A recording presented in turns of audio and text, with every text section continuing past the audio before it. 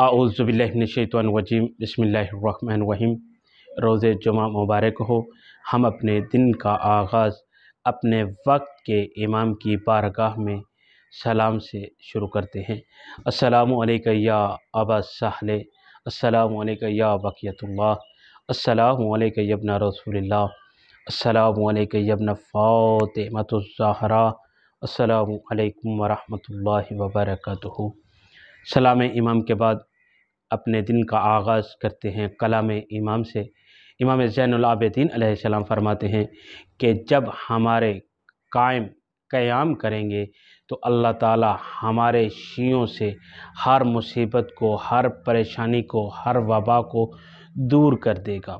اور پھر امام فرماتے ہیں کہ اللہ تعالی ہمارے شیعوں کے دلوں کو اس قدر محکم مضبوط کر دے گا، لوہے کی مانند محکم اور مضبوط کر دے گا۔ پھر فرماتے ہیں کہ جب ہمارے قیام کریں گے تو اللہ تعالی ہمارے شیعوں کو، ہمارے محبوں کو اتنی طاقت و قوت عطا فرمائے گا کہ ایک نفر کی جو طاقت ہوگی، جو قوت ہوگی، وہ 40 نفر کے برابر ہوگی۔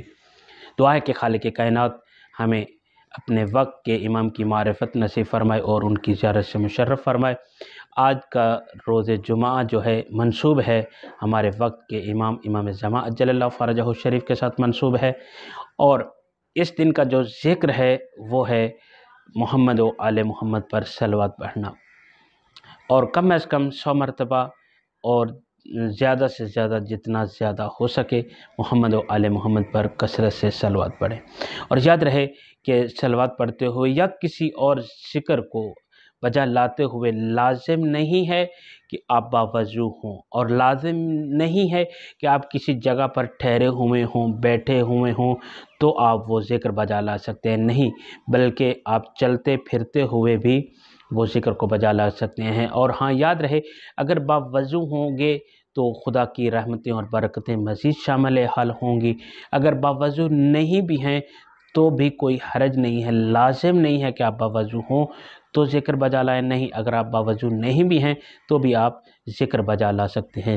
دعا ہے کہ خالق کائنات ہمیں ہر دن اس انداز میں گزارنے کی توفیق عطا فرمائے کہ جس انداز میں ہمارا خالق و مالک راضی ہے، ہمیں اپنی اطاعت و بندگی کرنے کی توفیق عطا فرمائے۔